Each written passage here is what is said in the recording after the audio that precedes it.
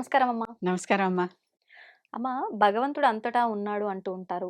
భగవంతుడు కనిపించడు, కనిపించని వాళ్ళకి ఆరాధన ఏంటి అంటూ ఉంటారు. కానీ ప్రత్యక్షంగా కనిపించే రూపం ఏదైనా ఉంది భగవంతుడిది అంటే సూర్యచంద్రులు అని చెప్తూ ఉంటారు.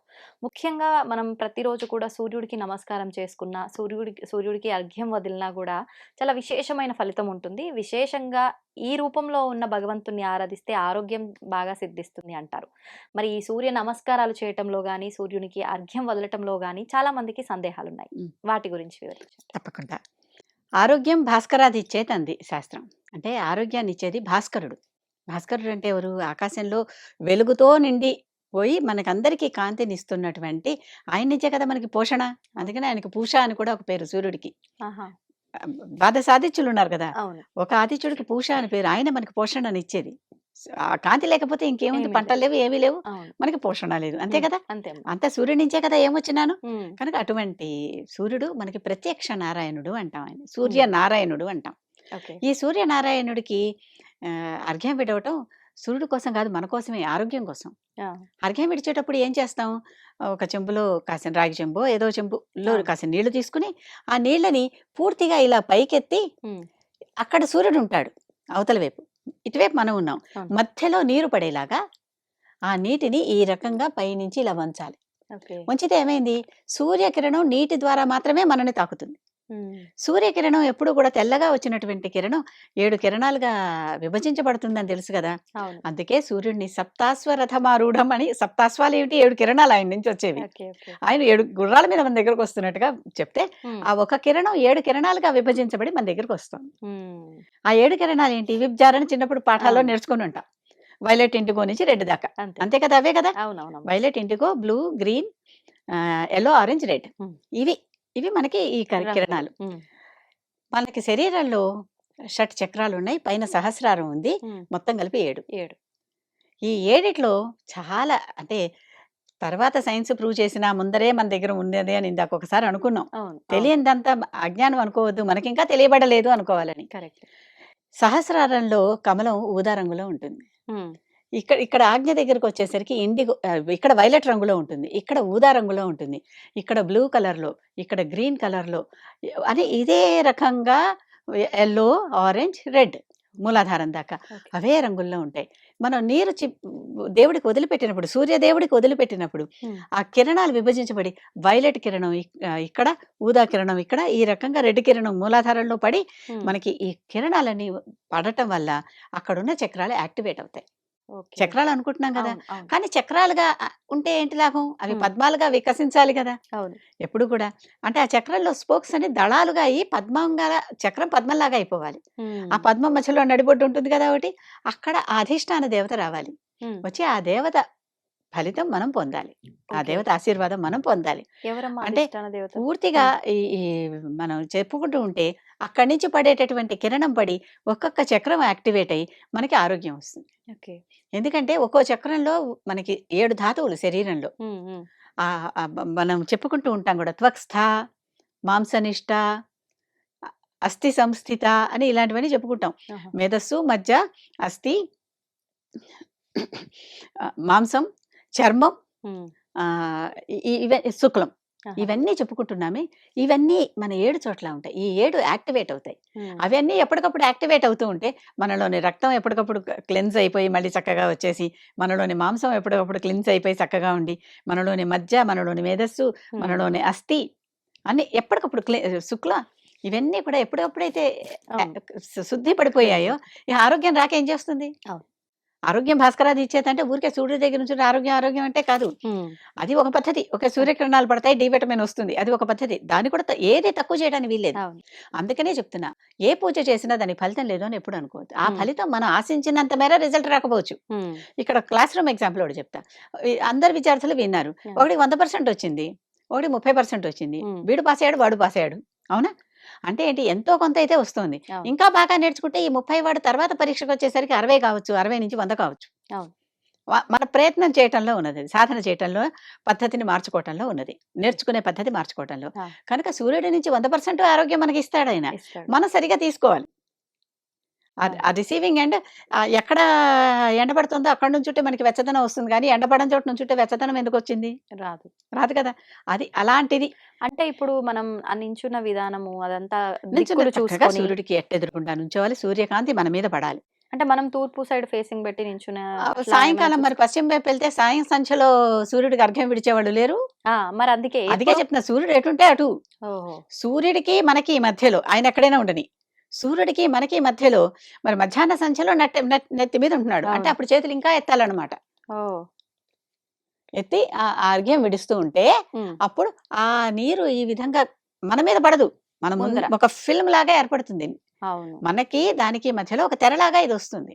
వచ్చి దాని మీద పడినటువంటి సూర్యకాంతి ఇలా పూర్తిగా వికిరణం చెంది 7 రంగులుగా విభజించబడి ఏ చక్రానికి కావాల్సిన అందుకనే మనం నిట్ట నిలువుగా నుంచుని చెయ్యాలి అని చెప్తున్నా చేతులు పైకెత్తి. ఎందుకంటే ఇది కూడా ఆ కిరణం పడే డైరెక్షన్‌లో ఉండాలి. అవును. అవును. ఇప్పుడు వదలటమే ముఖ్యమా? వదిలిన నీరు ఎక్కడ వదులుతున్నాము అనేది గూడా అది చూసుకోవాలా? మొక్కల్లోకి వదిలేయొచ్చు. ఎందుకు సముద్రాల్లో, నదుల్లో చేసేవాళ్ళు అక్కడికక్కడే అక్కడే వదిలేస్తున్నారు వదులుతారు. కదా! కానీ ఇప్పుడు సిటీ‌లో ఇంత సౌలభ్యం ఆ! ఎక్కడుందమ్మా? మీ మీ వదలడానికి. బాల్కనీలోను సూర్యుడు కనిపించాలిగా. మరి కనిపించాలిగా. సూర్యుడు కనిపించే చోటుకెళ్ళండి. టెర్రస్ మీదకో, కింద గార్డెన్‌లోకో హ్మ్. ఎక్కడో అక్కడ అపార్ట్మెంట్‌లో కూడా గార్డెన్ ఉంటుందిగా తప్పనిసరిగా. హ్మ్. హ్మ్. అలాంటి చోటుకెళ్ళండి. లేతే టెర్రస్ ఉంటుంది కదా! అక్కడికెళ్ళండి. అలాంటి చోటకెళ్ళి సూర్యుడు కనిపించే చోట కనుక హ్మ్. అక్కడ నీరు వదిలేయండి. అక్కడ రోజు నీరు పడితే బాగా ఇబ్బందిగా ఉందనుకోండి అక్కడ నీరు. అక్కడ ఓ మొక్క పాట్ పెట్టుకోండి. హ్మ్. ఆ హ్మ్. పాట్‌లో నీరు పడుతూ ఉంటాయి. ఆ పాట్‌కి మనం రోజు వాటరింగ్ చేయక్కర్లా. అదే. ఈ నీళ్ళు చాలుగా. అవును. ఉపాయాలున్నాయి. హ్మ్. చెయ్యాలని అనుకో అందుకే ఆలోచన మనసుంటే రావాలి. మార్గం ఉంటుందన్న. అంతే. అంతే. అవునా? వేర్ అవును. There is a will there is a way. Correct అమ్మా. కనుక కానీ సూర్యుడికి మనకి మధ్య ఈ నీటి తెర వల్ల హ్మ్. వచ్చినటువంటి సూర్యకిరణం 7 రంగుల్లో విభజింపబడి మన 7 చక్రాలకి శక్తి ప్రసారం జరుగుతుంది. హ్మ్. అంటే రోజు దానికి పోషణ అందుతోంది. అందుతుంది. పోషణ అందితే అది పెరుగుతుంది. హ్మ్. సూర్యకాంతి పడితేనే కదా పద్మం అవును. వికసిస్తుంది. లేతే పద్మం ఎందుకు వికసిస్తుంది? కరెక్ట్. ముడుచుకునే ఉంటుంది.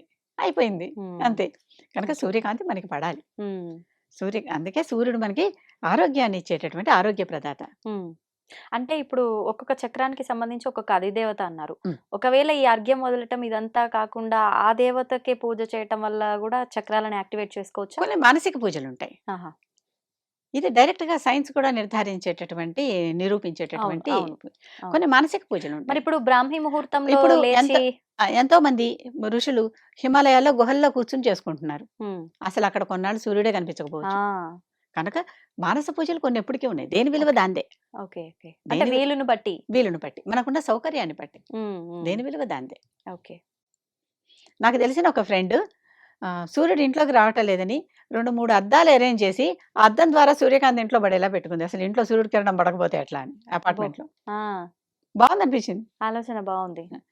ఆ తర్వాత బ్రాహ్మీ ముహూర్తం అంటున్నారు. బ్రాహ్మీ ముహూర్తం అప్పుడు ఆహ్, సూర్యుడు ఉండడు. కాంతి రావాలి. హ్మ్. సూర్యకాంతి వస్తేనే ఈ చర్య జరుగుతుంది. జరుగుతుంది. ఆ అవును. కాంతి రానంత వరకు మీరు మిగిలిన పూజలు ఎన్నైనా చేసుకోండి. హ్మ్. కానీ సూర్యకాంతి పడినప్పుడు ఈ కిరణం నీటి మీద పడి ఆ కిరణం వికిరణం చెంది హ్మ్. మళ్ళీ 7 రంగుల్లోకి మారి 7 చక్రాలని యాక్టివేట్ చేస్తుంది. ఓకే. ఓకే.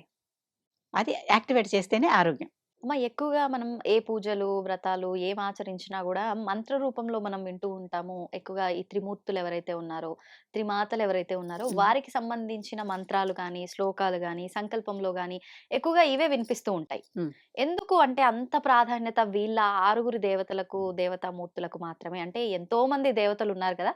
విశేషంగా వీళ్ళని మాత్రమే ఎందుకు తీసుకొస్తున్నాం? ఎందుకంత ప్రాధాన్యత ఇస్తున్నాం? దాని వెనకాల ఆంతర్యం ఏంటి? ఈ 6 రోజు నిత్య సంకల్పంలో చెప్పుకునేవారెవరంటే లక్ష్మీనారాయణాభ్యాం నమః, ఉమామహేశ్వరాభ్యాం నమః, హ్మ్. వాణి హిరణ్యగర్భాభ్యాం నమః, శచీ పురందరాభ్యాం నమః, అరుంధతి వశిష్టాభ్యాం నమః, చిట్ట చివరిది సీతారామాభ్యాం నమః. ఈ ఆరుగురిని చెప్పుకుంటూ ఉంటాం. నిత్యం చెప్పుకుంటాం. హ్మ్. ఈ ఆరుగురిలో మనం ఒకటి గమనించి చూస్తే స్త్రీలే ముందరున్నారు. అవును. పురుషులు తర్వాతున్నారు. ఎందుకని? సృష్టిలో స్త్రీనే ముందరుంటుంది. తర్వాతే పురుషుడు స్త్రీ ద్వారా వస్తాడు అని చెప్పటానికి ఒక ఉదాహరణ. ఓకే. అందుకనే చాలామంది శుభలేఖలో రాసేటప్పుడు, ఇన్విటేషన్ కార్డ్స్‌లో రాసేటప్పుడు మిస్టర్ అండ్ మిసెస్ అని రాస్తారు. అది తప్పు. హ్మ్. మిసెస్ అండ్ మిస్టర్ అని రాయాలి. శ్రీమతి అండ్ శ్రీ అని రాయాలి. ఆహా! ఆ చివరలో ఏదుంటుందో ఆ పేరు గల వాళ్ళది ఆ చివరలోకి రావాలి.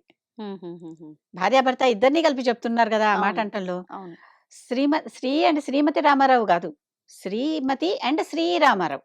ఓహో! శ్రీరామారావు గారి యొక్క శ్రీమతి. అవును గదా! లాజిక్ అది. లాజిక్కే కదా! ఆ! కాకపోతే పురుషాహంకారం ఉన్నవాళ్ళు మేమే ముందర ఉండాలి అని ఇగో ఉంటుంది కదా! మేల్ ఇగో ఉన్నవాళ్ళు దాన్ని తీసుకొచ్చి తారుమారు చేస్తూ ఉంటారు. హుహుహుహు. మనకి సంకల్పంలోనే ఇదుంది. అవును. రోజు వాళ్ళే చెప్పుకుంటారు. ఈ పురుషుల పూజ చేసేప్పుడు సంకల్పంలో అలాగే చెప్పుకుంటారు. హ్మ్. హ్మ్. రామ సీతాభ్యాం నమః అనరు. సీతారామాభ్యాం నమః అనే అంటారు. హ్మ్. ఇక్కడ వీళ్ళలో ఉన్నటువంటి ప్రత్యేకత ఏంటంటే, లక్ష్మీనారాయణులు మన స్థితికారకులు. మనం వాళ్ళనెందుకు పూజిస్తున్నాం నిత్యం? మనం ఈ స్థితిలో ఇలా ఉన్నామంటే సృష్టి స్థితి లయ అని చెప్పుకున్నాం గదా! ఈ స్థితికారకులు లక్ష్మీనారాయణులు. హ్మ్. వారుండబట్టే మనం ఉన్నాం. నారాయణుడు మనం ఎలా ఉండాలి, ఏమిటి అనేదాన్ని నిర్దేశించి చూస్తున్నాడు. ఓకే. మనం బతకాలంటే డబ్బు కావాలి. ధనమూలమిదం జగత్ కదా! అవును. కనుక లక్ష్మీ అనుగ్రహం కావాలి. అవును. వీరిద్దరూ ఒక జంట. ఈ ఇద్దరి జంట బతకాలి. హ్మ్. ఎలా బతకాలి? మంచిగా బతకాలి. స్థితి బావుండాలనే గదా! అవును. దానికి ధనం కావాలి. కనుక ఈ లక్ష్మీనారాయణుల జంటకి మొట్టమొదట నమస్కారం. ఇప్పుడు మనం ఉన్నాం వాళ్ళ బట్టే. రేపు మళ్ళీ వెళ్ళిపోయేటప్పుడు కూడా మంచిగా హాయిగా వెళ్ళాలి గదా! హ్మ్. లయకారకులు. లయకారకుల్లో ఉమామహేశ్వరాభ్యాం నమః. మహేశ్వరుడేమో లయకారకుడు తీసుకెళ్ళిపోతాడు. అవును. కానీ తీసుకెళ్ళటానికి ఆయనకి శక్తి కావాలిగా! ఆయనకే శక్తి. మరి ఆయనకి శక్తి లేకపోతే ఎవరైనా కూడా శ్రీ లేకపోతే శ్రీనివాసుడేమయ్యాడు? లక్ష్మి, లక్ష్మి అని వెతుక్కుంటూ లోకాలన్నీ తిరిగాడు. తిరిగారు. గమనించాం గదా ఒకటి. అవును. ఎప్పుడూ కూడా శక్తి లేనిదే ఏమీ జరగదు. హ్మ్. ఆ శక్తి రూపిణి ఉమ. ఓకే. ఆ ఉమ సహాయం లేనిదే, లక్ష్మి సహాయం లేనిదే ఉన్నత స్థితిలో తన జనులని, తన ప్రజలని ఎలా నారాయణుడు చూడలేడో, అలాగే ఉమ అనే శక్తి లేనిదే మహేశ్వరుడు ఎవరిని లయం చేయలేడు. హుహుహుహుహు. కనుక ఆ లయం చేసే శక్తి ఇచ్చేదావిడ. ఓకే. అలాగే వాణి గర్భాభ్యాం నమః. హిరణ్య గర్భుడంటే బ్రహ్మ. ఆయన మనల్ని సృష్టించాడు. హ్మ్. ఉత్తిగా సృష్టించి చంపేసి పంపించేస్తే పోయిందా? లేదు కదా! లేదు. మరి వాళ్ళకి బుద్ధి, తెలివి, వివేకం, విజ్ఞానం ఉండాలిగా! ఉండాలి. అది ఇచ్చేదెవరు? అమ్మ. వాణి. వాణి అంటే వాక్కు. హ్మ్. హ్మ్. మాట లేకుండా వచ్చి ఏం చేస్తాం? అంతే కదా! నేర్చుకున్నా, మాట్లాడినా మాట నుంచే కదా! అవును. మనం ఎవరైనా అవతల వాళ్ళు మనల్ని గమనించినా, గుర్తించినా మన వాక్కు నుంచే. హ్మ్. హ్మ్. మనం ఏరా అంటే వాడు పోరా అంటాడు. అంతేగా. మ మాట మంచిదైతే అంతా మనం మంచిగా ఉంటుంది. నమస్కారం అంటే వాడు నమస్కారం అంట. అంతే అవును. కదా! అంతే. కనుక ఆ వాణినిచ్చేదెవరు? పుట్టిన కొత్త జీవికి హ్మ్. ఆయన సృష్టించి ఇచ్చిన జీవికి వాణినిచ్చింది ఆవిడ. ఓకే. కనుక వాణి హిరణ్య గర్భాభ్యాం నమః. పుడుతూనే మనకది లేకపోతే పుట్టి ఏంటి ప్రయోజనం? ఆ! పుడతాం, పోతాం అంతే గదా! అంతే. మన వల్ల ఏమి అక్కడ డిఫరెన్స్ ఒక ఉండదు. వస్తువుకి మనకి అప్పుడు ఏమి ఏం డిఫరెన్స్ వ్యత్యాసం ఉండదు. ఉండదు. హ్మ్. అలాంటి వాళ్ళు ఉన్నారు. ఉన్నారు. ఉన్నారు. అంటే ఏదో ఒక రకంగా వస్తారు. అవును. అది వాళ్ళ పూర్వ కర్మానుసారం వచ్చి ఉండనటువంటివి. అంతే. అంతే. వాటి గురించి మళ్ళీ కర్మ గురించి మళ్ళీ వేరే మాట్లాడుకుందాం. హ్మ్. ఆ తర్వాత శచీ పురంధరాభ్యాం నమః. హ్మ్. శచీదేవి లేనిదే అసలు పురంధరుడికి శక్తే అసలు తను మళ్ళీ తిరిగి తన స్థానానికి తను వచ్చేవాడు కాదు. పురంధరుడు అంటే ఎవరు? ప్రస్తుతం ఉంటున్న ఇంద్రుడు, హ్మ్. దేవేంద్రుడు. ఆయన పేరు పురంధరుడు. పదవేమో దేవేంద్ర పదవి. ఈ దేవేంద్ర పదవి కొన్ని బ్రహ్మహత్య చేయటం వల్ల వదిలేసుకోవాల్సొస్తే, శచీదేవి లలితాదేవిని ఉపాసించి మళ్ళీ పురంధరుడిని తీసుకొచ్చి ఆ కుర్చీలో కూర్చోబెట్టింది. ఓకే. అంటే భర్తకి ఉన్న పదవిలో ఉంచటానికి, పోయిన పదవి తేవటానికి తేవటానికి. భార్య సహకారం ఎంత అవసరమో ఈ శచీ పురంధరులు చూపిచ్చారు. హ్మ్. అలాంటి వాళ్ళు మరి అవును. భార్యాభర్తలిద్దరూ ఒకళ్ళతో ఒకళ్ళు ఒకళ్ళ కష్టంలో ఉన్నప్పుడు ఇంకోళ్ళు ఆదుకుంటూ ఎలా కలిసిమెలిసి ఉండాలనేది ఉండాలనేది ఇక్కడ ఇక్కడ తెలుస్తుంది. తెలుస్తోంది. మరి అలాంటి వారిని మనం ధ్యానించుకోవద్దు నిత్యం? తప్పకుండా. అరుంధతి వశిష్టాభ్యాం నమః. ఎంతమంది ఉన్నా అరుంధతి వశిష్ఠులే మనకి పెళ్ళిళ్ళలో అగో అరుంధతి నక్షత్రం హ్మ్. చూడు అని చూపిస్తారా? చూపిస్తారు. అరుంధతిని ఎందుకు చూపిస్తున్నారు? మరొకరిని ఎందుకు చూపించట్లేదు? హ్మ్. ప్రతి చోట ప్రతి ఋషికి పత్ని కూడా ఉన్నది కదా! ఉన్నారు. అవును. ఋషులు సన్యాసులు కాదు కదా! అవును. గృహస్థులే. అవును. వారికి పత్నులున్నారు గదా! హ్మ్. అయినప్పటికీ అరుంధతే చూపించటానికి కారణం ఏంటంటే, అరుంధతి గమనం, వశిష్ఠుడి గమనం ఒకేలాగా ఉంటుంది. హ్మ్. అంటే ఎప్పుడు కూడా ఈ 2 నక్షత్రాలు కొన్నాళ్ళ తర్వాత దూరం దూరంగా అయిపోవటం మనకు తెలుస్తాయా? ఆ! దూరంగా అయిపోవటం, దగ్గరగా అయిపోవటం. ఈ 2 నక్షత్రాలు ఎప్పుడు ఒకటే వేగంతో కలుస్తాయి. ఎప్పుడు ఇవి విడిపోవు. హుహుహుహు. ఎప్పుడు వీటి మధ్య డిస్టెన్స్ మారదు. ఫిక్స్‌డ్. ఓకే. 2 రైలు పట్టాల మధ్య దూరం ఎట్లా మారదో, అవును. అవునా? అలాంటి మారనటువంటి జంటనమాట ఇది. హ్మ్. ఈ భార్యాభర్తలనేవాళ్ళు కొంత డిస్టెన్స్ మెయింటైన్ చేస్తూ మరి ఒకళ్ళ మీద ఒకళ్ళు వచ్చేయకూడదు. Over power చేసేయకూడదు. అంతే. అంతే. కొంత డిస్టెన్స్ మెయింటైన్ చేస్తూ ఒకరినొకరు అనుసరిస్తూ వెళ్ళేవారు వీరు. హ్మ్. అర్థమైందా? అంటే భేదాభిప్రాయాలు రాకుండా ఒక రాకుండా రకంగా క సఖ్యతతో ఆ! వెళ్ళటానికి వీళ్ళిద్దరిని కలిసి ఎప్పటికీ కలిసే ఎన్నొచ్చినా కలిసే ఉండాలి. హ్మ్. అమ్మ భేదాభిప్రాయాలనేవి వేరే వేరే చోట పుట్టాం. వేరే వేరే పెంపకాల్లో పెరిగాం. అవును. వేరే వేరే కల్చర్స్‌లో ఉన్నాం. అవును. తప్పనిసరిగా భేదాలుంటాయి. వస్తాయి. హ్మ్. అభిప్రాయ భేదమే కదా! భేదాభిప్రాయం అంటే కొట్టేసుకోవటం గాదు. కాదు. అభిప్రాయ భేదం. అభిప్రాయ భేదాలుంటాయి. హ్మ్. ఉన్నప్పటికీ కూడా కలిసి ఉండటమే కాపురం అంటే. అంతే. ఉన్నప్పటికీ కూడా మనం కలిసే, అంతేగాని నాకు స్వీట్ ఇష్టం, నీకు హాట్ ఇష్టం అని విడిపోదాం అనుకుంటే ఎట్లా? అంటే ఏదో ఒక ఎగ్జాంపుల్ చెప్పా. అదే. అంతే కదా! ఎందుకు అలాంటి వాటికి గూడా ఉన్నాయి. అయ్యేవి ఉన్నాయి. ఉన్నారు. హ్మ్. ఉన్నారు. కనుక చెత్తబుట్ట పొద్దున పెట్టాలా? రాత్రి పెట్టాలా? దెబ్బలాడుకుని నువ్వు పెట్టాలా? నేను అంటే పెట్టాలా పని బయట? గట్టుకొని గొడవకు వెతుక్కోవడం ఇదంతా. కానీ అంటే ఇప్పుడు భేదాభిప్రాయాలనేవి పుట్టడం చాలా సహజం. ఉండటం కూడా సహజమే. హ్మ్. లేకపోతేనే ఆశ్చర్యం. అవునవును. కనుక ఉన్నప్పటికీ కూడా కలిసి ఉండటమే కాపురం. హ్మ్. ఈ ఇద్దరు అలాంటి జంట. ఓకే. పెళ్లిలో కూడా ఉదాహరణగా చూపిస్తున్నారు. అవును. అరుంధతిలాగా అలా వశిష్ఠుడికి నువ్వుండు అనే అమ్మాయికి, మనిద్దరం అలా ఉందామని అబ్బాయి చేత అమ్మాయికి చూపిస్తున్నారు. వాళ్ళు ఎల్లవేళలా ఉంటారా అమ్మ అక్కడ? ఉంటారు. అంటే అంటే అవి అవి కదులుతూ ఉంటాయి. హ్మ్. కదిలితే కూడా ఆ 2 కూడా కదలటం కూడా ఒకే వేగంతో కదులుతాయి. అంటే ఏ సమయంలో వివాహమైనా అది ఆ సిద్ధాంతం మాత్రం ఖచ్చితంగా చూపించే సిద్ధాంతం విధానం ఎందుకు ఉంటుంది గదా! చూపిస్తున్నారంటే అక్కడ హ్మ్. అక్కడ పగలపూట అయినా కూడా చూపించేస్తున్నారు ఈ హ్మ్. మధ్య. హ్మ్. ఇదివరకు 5 రోజులు పెళ్ళిళ్ళయ్యేవి కనుక రాత్రిపూట చూపించేవారు. హ్మ్. ఏ సమయంలో కూడా అక్కడే ఉంటారంటే కొంచెం డిస్టెన్స్ పెరిగిన కొద్దీ మనకు కొన్ని విజిబుల్‌గా ఉంటాయి. కొన్ని విజిబుల్‌గా ఉండవు గదా! హ్మ్. హ్మ్. అవి గమనిస్తూనే ఉంటాయి. అవుంటాయి. అవి గమిస్తూ సూర్యుడు మనకి రాత్రి అనేది సూర్యుడు ఉండకుండా ఉంటాడా? ఉన్నాడు కదా ఉంటాడు. ఇంకో చోట. అవును. అవును. రవి అస్తమించని బ్రిటిష్ సామ్రాజ్యం ఎందుకన్నారంటే వాళ్ళ సామ్రాజ్యం అంత పెద్దది. హ్మ్. వాళ్ళ సామ్రాజ్యంలో ఎక్కడో ఒక చోట ఇక్కడ అస్తమించినా అక్కడ వెలుగుతూ ఉంటాడు సూర్యుడు. ఆ! అందుకని ఆ పేరొచ్చింది. ఓకే. ఇప్పుడు అంత పెద్ద సామ్రాజ్యము కాదది. అది వేరే అవును. విషయం. అవును. అంత రవి అస్తమించని సామ్రాజ్యాలే ఇప్పుడెక్కడా లేవసలు. లేవు. హ్మ్. ఈ రకంగా ఇద్దరు కలిసి ఉండటమే దాంపత్యం అంటే. అలాంటి దంపతుల్ని రోజు నిత్య సంకల్పంలో చెప్పుకుంటూ మేమలా ఉంటాం. ఉండాలి అనుకున్నట్టుగా, ఎందుకంటే చాలా మోడల్ దంపతుల గురించి చెప్పుకుంటున్నాం ఇక్కడ. అవును. వాళ్ళలాగా మనం ఉండాలి అనుకునే అనుసరించదగినటువంటి దంపతులు. దంపతులు. సీతారామాభ్యాం నమః. అసలు సీత రాముడు ఎక్కడుంటే నువ్వెక్కడుంటే అక్కడ నాకు అయోధ్య. నేను నిన్ను పెళ్లి చేసుకున్నానా? అయోధ్యను పెళ్లి చేసుకున్నానా? హ్మ్. హ్మ్. అయోధ్యలోనే ఉందాం పద. నువ్వెక్కడుంటే అక్కడే నాకు అయోధ్య అని చెప్పింది. అవును. అవును. అటువంటి సీత. అంటే రాముడిని ఎప్పుడూ వదలని సీత. వదలని సీత. రాముడు ఏం చేసుకున్నా, ఏం చేసినా, ఏం మాట్లాడినా అర్థం చేసుకున్న సీత. హ్మ్. తనని వదిలేసినప్పుడు కూడా రాముడు ఎందుకు వదిలేస్తే ఉంటుంది కారణం. ఏమీ లేకుండా ఉండదు హ్మ్. అనేటట్టు నమ్మినటువంటి సీత. అవును. అందుకని ఇట్లాంటి వాళ్ళు. వీళ్ళిద్దరు అద్వైతం అంటారు. హ్మ్. రాము, సీతారాముడు వేరే కాదు. ఇద్దరు ఒకటే అని అలా వాళ్ళిద్దరిని ఒకటిగానే ట్రీట్ చేయటం అన్నమాట. హ్మ్. హ్మ్. అంటే ఒకళ్ళ మనసులో ఏముందో వెంటనే ఇంకోళ్ళకి మనసులో తెలిసిపోతుంది. తెలిసిపోతుంది. ఎందుకంటే వాళ్ళు లక్ష్మీనారాయణ అంశంలో వచ్చిన వాళ్ళు గదా! నారాయణుడికి లక్ష్మీదేవి హృదయంలో ఉంటుంది. అవును. హృదయంలో భావన రాంగానే తెలిసిపోతుంది. ఆ! అక్కడ భావన పుట్టించేది, ఉండేది వాళ్ళకే గదా! వాళ్ళకే. అటువంటి వాళ్ళనమాట వీళ్ళు. హ్మ్. అటువంటి దంపతులని నిత్యం స్మరించుకుంటూ ఉంటే సంకల్పంలో, ఆ విధంగా మనం గూడా ఉండాలి అని. అంటే వీళ్ళని స్మరించనిదే, వీళ్ళు లేనిదే జీవన గమనమే లేదు. దానికి అర్థం లేదు. అర్థం లేదు. కాబట్టి వాళ్ళని ఖచ్చితంగా మనం నిత్యము లే స్మరించుకోవాలి. ఆ! అలాగా మీకింకెవరైనా ఈ రోజుల్లో గూడా ఎవరైనా దంపతులు అలా ఉండొచ్చు కదా! వాళ్ళని స్మరించుకుని దండం పెట్టుకున్నా తప్పేం లేదు. కారణాలివి. హ్మ్. కారణం ఏంటి అంటే, ఈ కారణం ఇది. ఓకే. ఓకే. అంటే ఇ ఇప్పుడు ఎవరైనా నిత్యం వీళ్ళని స్మరించుకోవచ్చా అమ్మ? ఏ రూపంలో అయినా సరే విశేషంగా అంటే ఎప్పుడే మంత్రాలు ఇలాంటివి వచ్చిన అక్కర్లేదు. వాళ్ళు అయితే వాళ్ళలాగా మేముండాలి అని అనుకోవటమే. అనుకోవటమే. ఓకే. వాళ్ళ కరుణ మా యందు ఉండాలి. వాళ్ళ అనుసరణకి మేము సిద్ధంగా ఉన్నాము. కానీ అనుకున్నంత మాత్రాన అలా ఉండగలుగుతామా అమ్మ? అనుకుంటూ ఉంటేనే గదా ఎప్పటికైనా వస్తుంది.